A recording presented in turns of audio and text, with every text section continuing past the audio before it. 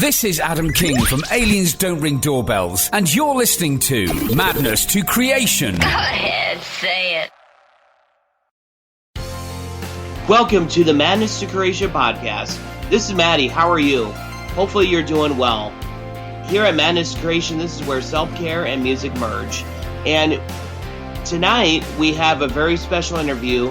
It is not conducted by me. It is conducted by the beloved Mark Dean out of Manchester, United Kingdom, who is interviewing a very special guest named Don McLean.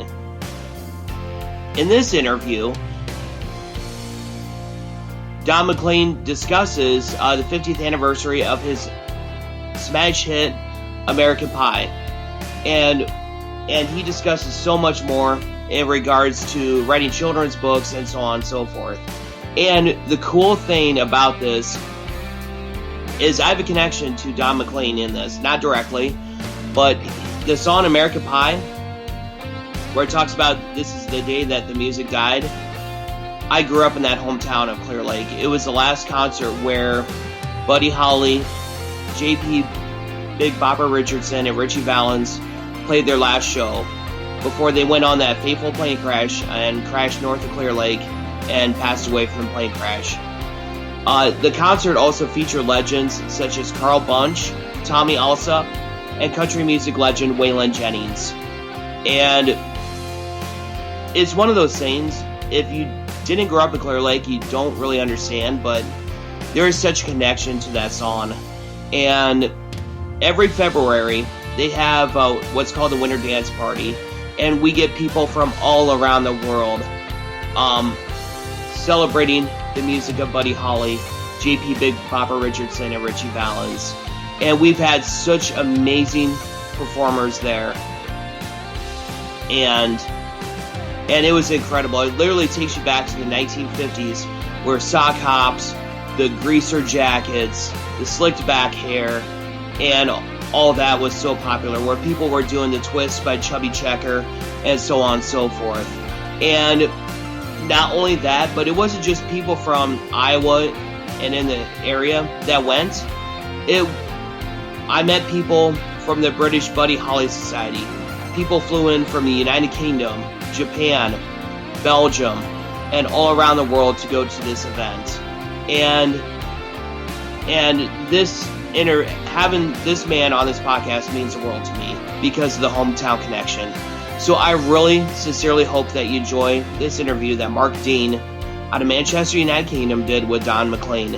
And you can find Mark Dean on Facebook at facebook.com/Mark Dean Media Journalist. Make sure you put a period in between each word in order to find him. And please give him a like on Facebook. Also check him out on Anti-Hero Magazine and The Spill Magazine, and of course, Madness to Creation. And without further delay, here is Mark Dean's conversation with Don McLean. Take it away, Mark and Don. Okay, it's been a bit of a surreal time the last year for the world. I just wondered how it's affected you, both professionally and personally. Well, to be quite honest, I've been enjoying being home. I've been on the road for 50 years. Mm-hmm. And I've had a whole year where I could sleep late or I could do what I wanted. And so I've been writing songs and getting different things done. I've had so much fun. I've wanted to remix certain songs. I'm doing it. I've got an album ready to go. I put another one out. I've got a YouTube channel up. I've got all sorts of business things going, a documentary movie, a children's book, a Broadway musical. I'm rolling. And then on top of that, this home free thing happens, and American Pie is coming back like gangbusters. Yeah. It's all been sort of engineered from me and my manager in Nashville being here. I've done a lot of stuff for the YouTube channel. So, I'm ready to go back on the road, but I hope that it's going to be a good experience. I hope that we'll be getting, back out there soon, but I don't think so. Maybe end of the summer or something, we might start to see something. But I think Garth Brooks is threatening to be at a big stadium in July, and he usually makes good on his promises. So we'll see. Yeah. Why did you decide to re-record such an iconic song, and what was your reasoning behind it? What did you hope to achieve by redoing it? Well, it's their version of my song, but I participated. Yeah. They asked me to do it, so I did it. I didn't mind, and no one's ever done the song all the way through, but I like the idea of an a cappella version. That's really different, very different from any other. So I really thought that was a good idea, and they were very good at what they do.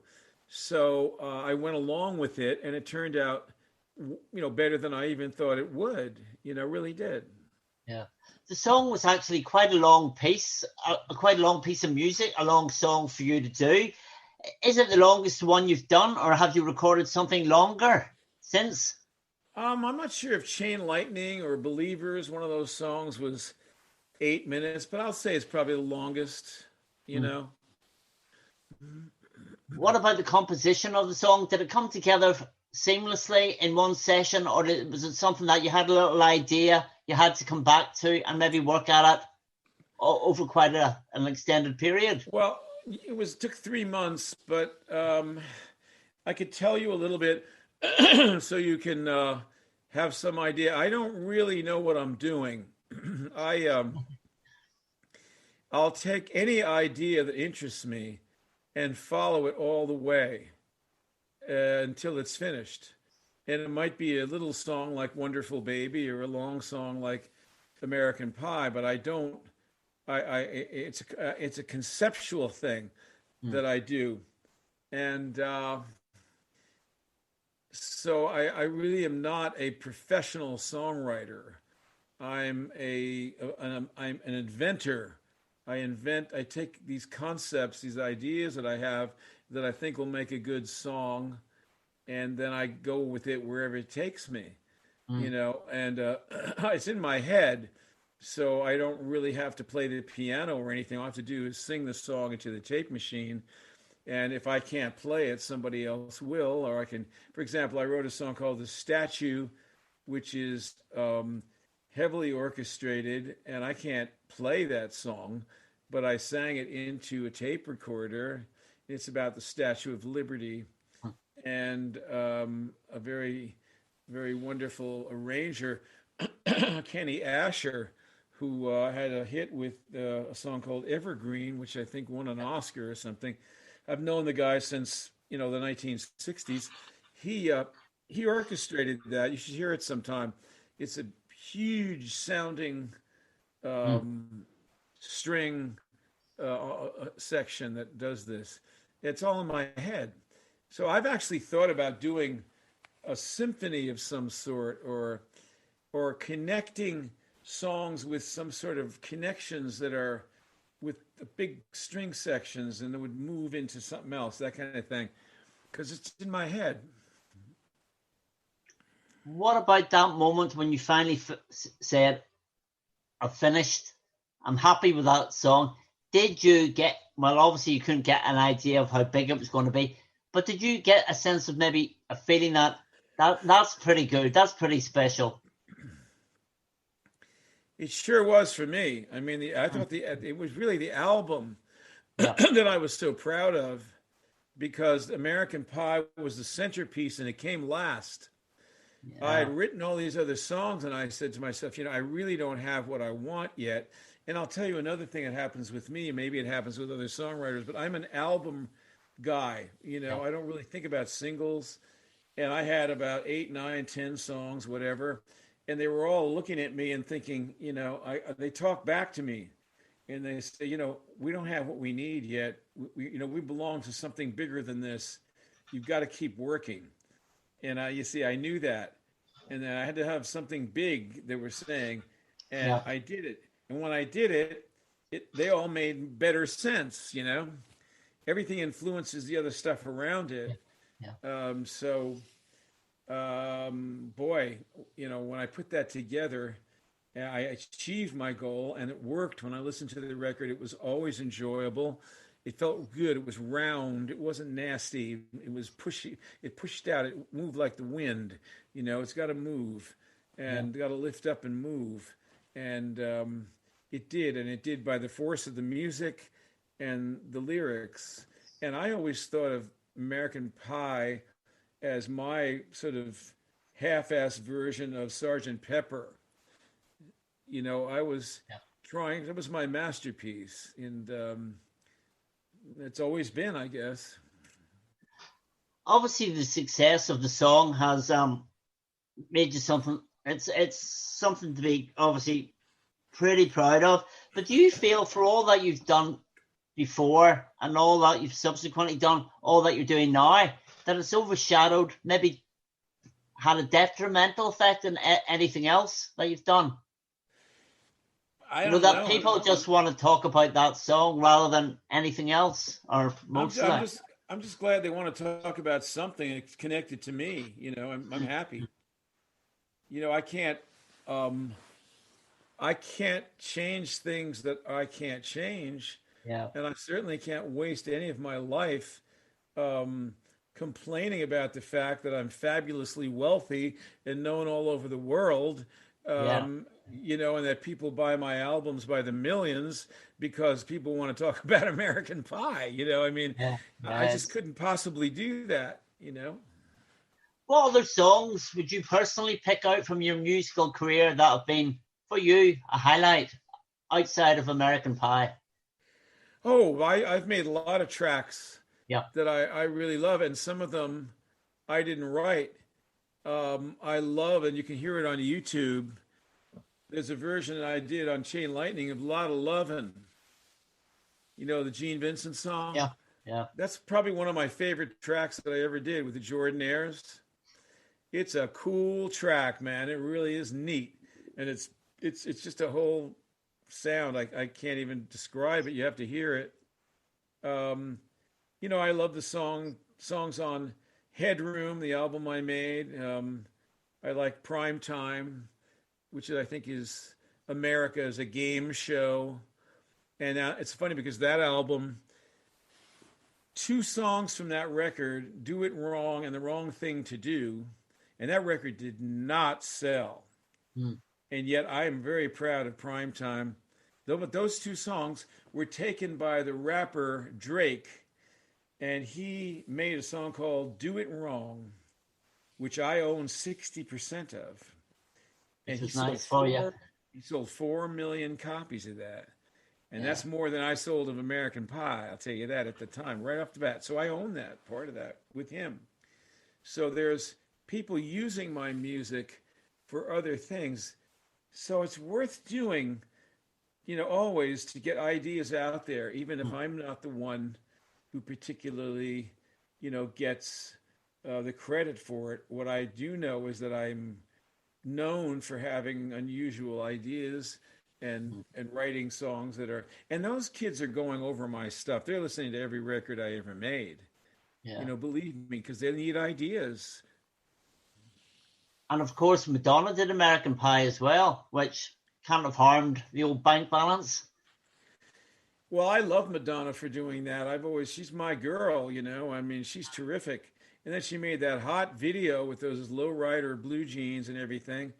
So that video is one of her most famous videos. Yeah. It's all been good, man. It really has. It's all been great. Obviously, you've done many interviews about the song and the concept of the song, what it means to you. Are there any stories about the song that you've never told anybody? Geez, I hope not. I think there may be. I don't know. Sure, there's stories. But, I'm pretty much exhausted. I'm sure if I said, I'm going to be putting a lot of this into this documentary movie.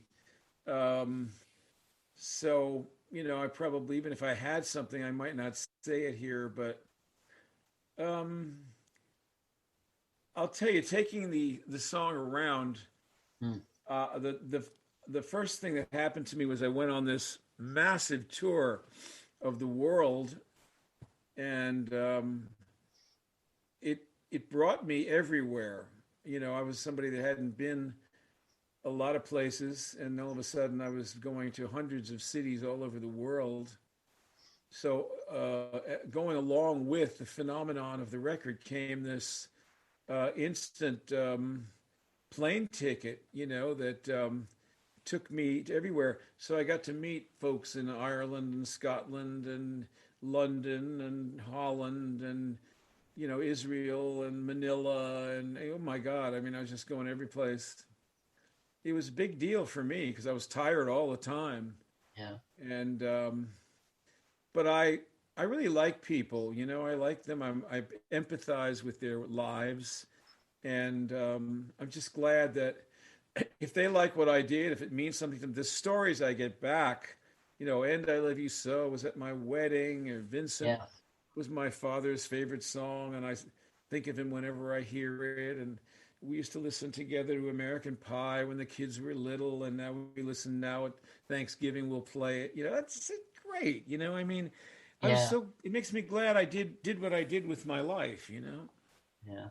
It must be a great feeling to have created a song that's iconic and such a part of so many lives of people all over the world.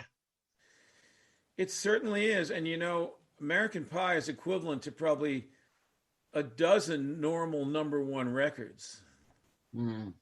It's a gigantic thing. It's not just a hit record. You know what I mean? And here we are still talking about it. What? I know.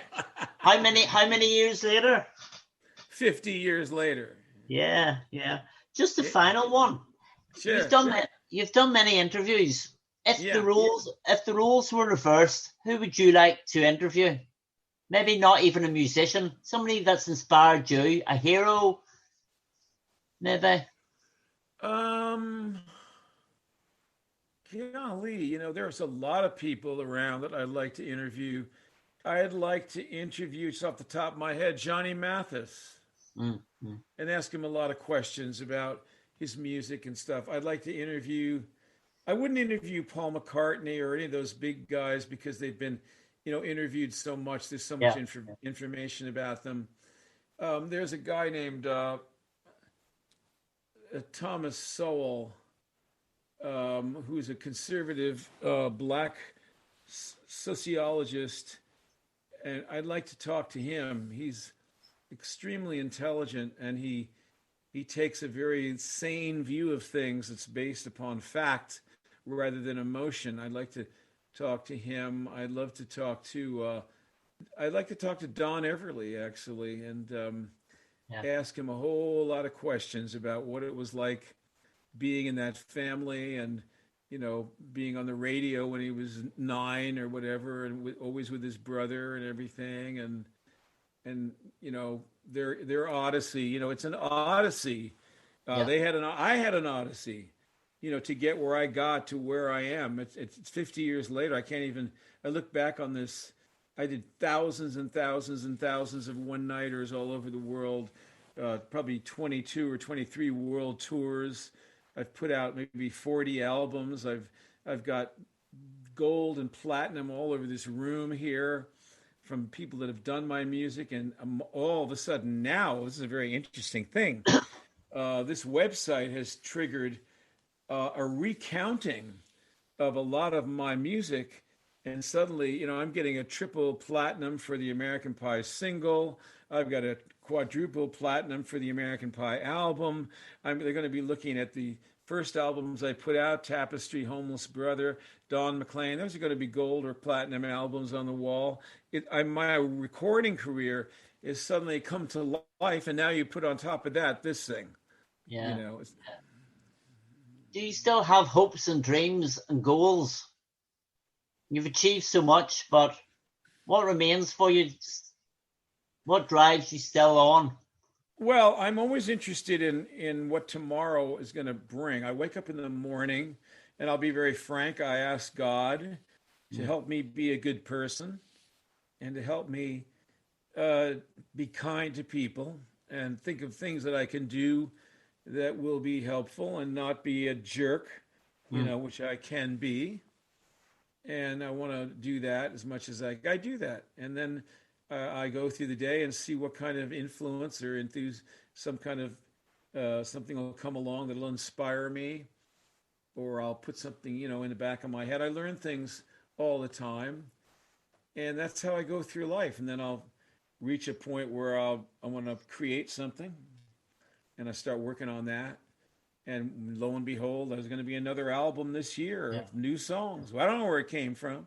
I wasn't going to write any more songs. And all of a sudden I wrote a tune with my bass player and my drummer, rather my guitar player, and we wrote a couple more, and then I wrote like 8 more songs, and so we got an album.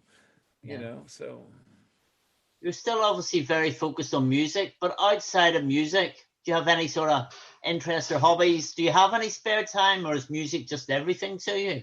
No, I have lots of spare time. I'm interested in many things. I have 4 homes, and I love architecture and design, and I decorate rooms, and I've collected. I'm an antique collector, and I'm interested in everything. Oriental rugs, and that's why I love England and Ireland, because I love the furniture and the rooms and the country homes and so on. So I get excited about all this stuff, and